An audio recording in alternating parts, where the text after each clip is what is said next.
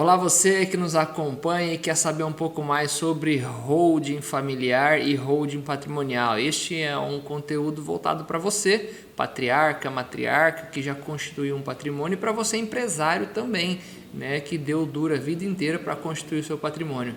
Então, esse episódio segue na nossa série sobre planejamento sucessório da família e do empresário, e nós vamos estar transmitindo em todas as nossas redes sociais, seja no ExatosCast, que é o nosso podcast, ou seja também no YouTube, no Facebook e principalmente no YouTube. Então, se você está assistindo esse vídeo no YouTube, se inscreva desde já, marque a opção de um sininho para você estar sempre recebendo conteúdo da gente, informações sobre holding familiar. Isso é muito interessante para você que já está pensando no caminho do futuro, nos seus filhos, né, em como fazer daqui para frente. Como sempre, eu separei alguns temas interessantes que eu julgo úteis, né, para quem está pesquisando sobre o tema e que a gente entende ser comum, né, dos nossos clientes. Eu vou falar sobre isso para vocês. Vamos lá, a pergunta que eu te faço é, uma coisa que eu te falo agora: você, pai, mãe, empresário ou não, é difícil falar, mas um dia você vai morrer. Que tal começar a pensar em proteger a sua família desse dia? Pois é, por que proteger? Porque muitas vezes acontece uma coisa que, por mais chocante que ela possa parecer, eu preciso te falar. O seu filho, a sua filha, ele vai ser rebaixado de classe social o dia que você não estiver mais aqui. Os meus clientes tendem a se assustar quando eu falo isso em reunião, mas essa é uma verdade, porque o inventário, que é o procedimento padrão, né, para a gente transmitir os bens da pessoa que morreu para os herdeiros, que ele é um procedimento tão caro, mas tão oneroso, que ele vai rebaixar a classe social dos seus filhos, porque é comum, pesquise, procure saber, converse com outras pessoas que já passaram por um procedimento como inventário. É comum as pessoas terem que se desfazer do patrimônio para conseguir arcar com os custos do inventário. Eu já gravei outros vídeos, eu já expliquei sobre o custo de um inventário, o quanto é custoso, quais são os impostos, o ITCMD, o ITBI, os custos de cartório, os custos de certidões, tudo que incide, sem falar os custos de honorário advocatícios, né, e quão caro ele pode ser. Então, se você está aqui com a gente, dá uma rodada aqui no nosso YouTube, nas nossas redes sociais, procure o vídeo sobre inventário que você vai encontrar algo mais completo sobre isso.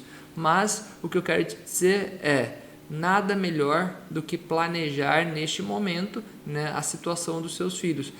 O perfil de cliente nosso é um perfil de cliente engraçado, que ele tende a ser muito parecido, né? Todas as vezes que a gente atende clientes para falar sobre holding familiar, é aquela pessoa que ela quer partir dessa vida e ela quer deixar tudo redondo. Normalmente essa pessoa já tem até as custas, a gente tende a falar custa porque esse é o jargão jurídico, né? Mas na verdade até as despesas com cemitério essa pessoa já tem pago, porque ela quer sair dessa vida e não quer dar trabalho para ninguém. Esse é o perfil de cliente. Ele quer deixar as coisas organizadas, ele quer que a família tenha tranquilidade. Então, se você também, né, está nesse perfil, se você não quer trazer problemas para os seus filhos, para os seus herdeiros, as chances são que você deve continuar aqui, deve continuar consumindo esse conteúdo, porque aqui eu tenho coisa interessante para você. A iniciativa de começar a construir um planejamento sucessório vai trazer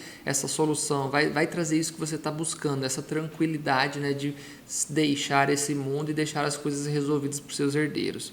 Aí, assim, uma pergunta que é comum, mas por que não fazer um inventário? Por que não fazer um testamento? Né? Por que eu não posso utilizar de outros meios de planejamento e eu tenho que partir para a criação de uma holding familiar?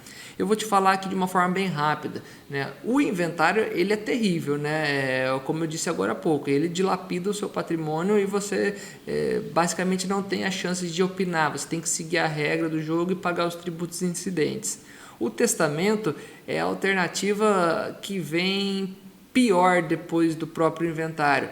O testamento é uma aberração jurídica. Você pode ver hoje grandes testamentos que estão hoje na mídia, né, o tanto de tempo que dura um processo de inventário de uma pessoa famosa, de uma pessoa normal que tem um testamento. Porque esse testamento ele é facilmente contestado, surgem filhos fora do casamento, surge um monte de coisa para contestar aquele testamento, e isso passa anos sendo discutido, né, até conseguir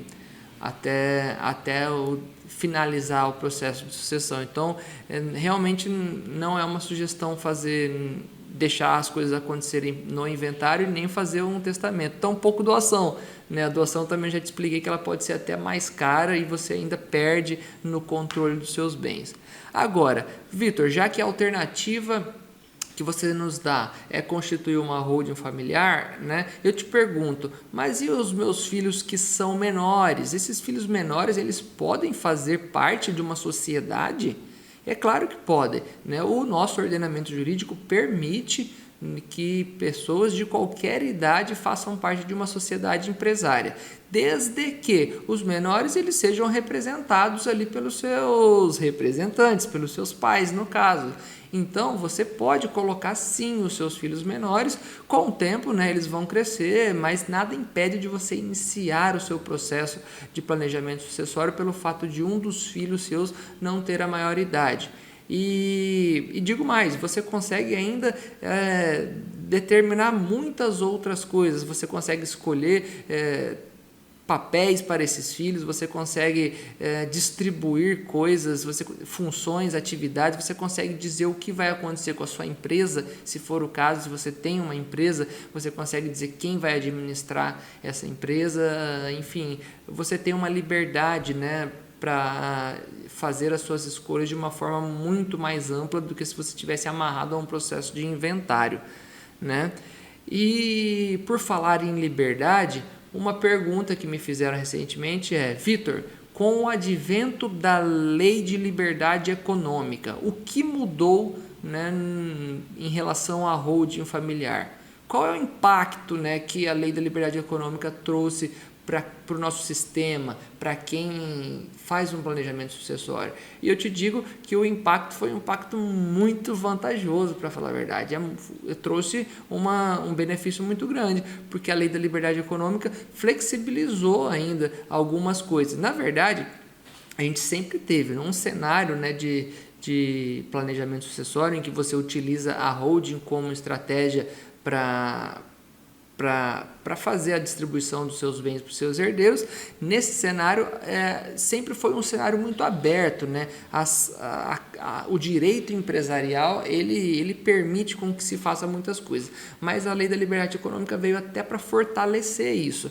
Então, é aquela velha máxima: você pode fazer tudo que não seja proibido em lei, né? Então, você, dono das suas cotas, você escolhe o que você quiser, você determina, você dita as regras do que é seu. Esse cenário empresarial, ele é um cenário muito livre, ele é um cenário que traz muito poder para a família, a contrário de um cenário de um inventário, um cenário de qualquer outra escolha de alternativa de planejamento sucessório que você pode fazer. Então, sim, de fato, a Lei da Liberdade Econômica veio para fortalecer isso, né? E desde que você saiba que você não está fazendo nada que seja ilegal, né, proibido por lei, você consegue determinar todas as regras da sua holding de acordo com a sua vontade. E quando você faz isso em vida, né, em um momento saudável, você poupa ali que os seus familiares sofram lá na frente, tentando imaginar qual seria a sua decisão, ou até mesmo brigando, né, para que as coisas sejam executadas de uma forma ou de outra. A gente tende a falar assim que o óbvio, ele é óbvio, mas precisa ser dito. E eu digo a mesma coisa para os desejos dos pais. Muitas vezes você acredita que a sua família sabe o que você quer para eles, mas se você não disser isso, quais são as chances que eles realmente saibam, né, o que você realmente queria para ele? Então, nesse cenário você consegue desenhar tudo que você espera você consegue impor a sua vontade para o dia que você não está mais aqui. Como fica a holding familiar após a morte dos administradores? Então, ela vai ficar exatamente do jeito que você planejou, porque o administrador ele vai continuar mandando na holding enquanto ele estiver vivo, e normalmente o administrador tende a ser o patriarca ou a matriarca, aquele que desejou fazer a sua holding familiar. Então, depois que é feito todo o processo, né, que talvez você já conheça ou talvez não, mas de trazer os bens para a pessoa jurídica, enfim, transmitir isso para os seus herdeiros e tudo mais, o patriarca e a matriarca, eles continuam como administradores. E isso é uma das coisas que traz o poder para essas pessoas, para que elas continuem tomando decisão pelo resto da vida delas, enquanto elas permanecerem vivas. E nós deixamos ali o que nós chamamos de um gatilho pronto para, no momento que ocorra o falecimento dele, de fato a sucessão ela termine, né, ela passe adiante. Só que é interessante que ela vai passar adiante nos termos que você decidir. Entende? Então você terminou ali o seu momento na Terra, mas você praticamente continua sendo um administrador, porque você consegue deixar regras que vão perdurar por anos ainda, dependendo do caso. Você consegue deixar a sua vontade de administrador prevalecendo durante muito tempo, tudo porque você se antecipou, né? E você foi lá e utilizou da forma correta que a lei lhe permite para fazer isso. Então, assim, muitas famílias, muitas vezes, aqui a gente trata de famílias com patrimônio extenso ou patrimônio curto, mas a depender do caso, o pai e a mãe já sabem o problema que vai ter lá na frente. Então, se você consegue se antecipar a esse problema, você resolve a vida, né, dos seus filhos. Você muitas vezes consegue impedir ali que famílias sejam destruídas, que irmãos briguem ou que outras coisas aconteçam. Vamos lá, na cisão de uma holding. O que é cisão, gente? Antes, que eu não quero falar no juridiquês aqui, eu não quero complicar a vida de vocês, mas na cisão de uma holding, o que nós fazemos com o imóvel? Como fica a distribuição dos imóveis? E isso é muito fácil, é muito simples de dizer. Se em algum momento vocês decidirem encerrar por completo essa sociedade ou simplesmente encerrar parte dela, porque ali um pedaço do patrimônio, né, os filhos decidiram dar outro destino já depois, né, de feita a sucessão, depois que os pais já morreram e tudo mais. Se vocês decidem fazer isso, você pode fazer uma cisão. Cisão é o encerramento parcial e o encerramento total é a baixa da empresa. Então, no momento da cisão, você consegue tirar aqueles imóveis da holding e você consegue direcionar ela ou para o CPF dos titulares ou até mesmo para um outro CNPJ. E olha que interessante, você consegue fazer isso gozando dos mesmos benefícios que você utilizou para ingressar esse imóvel na sua sociedade. Então, do jeito que a integralização, né, do jeito que a entrada do bem na sociedade ela é isenta por força constitucional, por força de lei, a cisão, na hora que você tira o CNPJ da sociedade, ele também está isento da incidência de ITBI. Aí você vai me falar bem assim, Vitor, mas é 100% dos casos? É claro que não, né? Existem ressalvas. Se você vai direcionar esse imóvel ali para algum fim imobiliário, aí não, aí certamente vai haver a incidência do ITBI, porque esse é um caso, né, de ressalva na legislação. Mas existem formas de fazer isso para que você não pague a totalidade ou não pague a forma mais bruta dos tributos, para que você consiga fazer isso de uma forma mais inteligente, né? Então, assim, seguindo ainda nesse assunto de holding, já que nós caímos para esse lado, eu tenho algumas perguntas, na verdade, né, sobre cláusulas que são fenomenais, né? Então, vamos para a primeira delas. O que é a cláusula de inalienabilidade? Pois é, essa é uma cláusula que nós utilizamos no processo de planejamento que trata sobre a permissão para você alienar aquele imóvel. Então, trocando em miúdos, falando o português para você que quer entender, né?